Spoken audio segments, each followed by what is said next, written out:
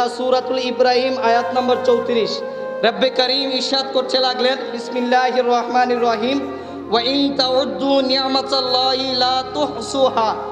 বান্দা আমার, আমি যে দুনিয়ার জমিনে তোমাকে কত কত নিয়ামত দিয়েছি, কত কত নিয়ামত দিচ্ছি, তোমাকে যে ভালো রেখেছি, সুস্থ রেখেছি, সুন্দরভাবে বাঁচিয়ে রেখেছি, তুমি যে আমার ইবাদত না করার পরেও তোমাকে 3 বার 3 বেলা গরম ভাত দিচ্ছি, তোমাকে রিজিকের ব্যবস্থা করে দিচ্ছি, তোমার পকেটের মধ্যে টাকা পয়সা, ধন দৌলত, ধন সম্পদ যা আছে দুনিয়ার বাদশাহী যে তোমার কদমের নিচে দিয়েছি, এইগুলা কি গণে স্বীকার করতে পারবে, গণে শেষ করতে পারবে?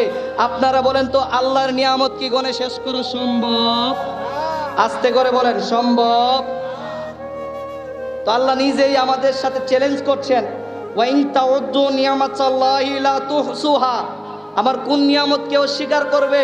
আমরা মালিকের দরবারে আমাদের এই মস্তককে অবনত রেখে একটা কথাই বলতে চাই আজকের এই মাহফিল থেকে, রব্বে করিম, আমার মতো গুনাহগার, আমার মতো পাপী, আমার মতো নরাদম, আমার মতো অপরাধী, রব্বে করিম দুনিয়ার জমিনে একটাও নাই।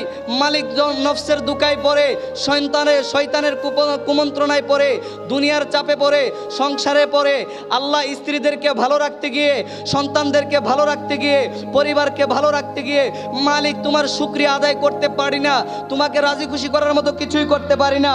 তবে আল্লাহ আজকে এই মজলিসে বসে তোমার দরবারে সমস্ত নিয়ামতকে স্মরণ করে একবার শুকরিয়া আদায় করে নিচ্ছি। সকলে একবার জবান খুলে বলি আলহামদুলিল্লাহ।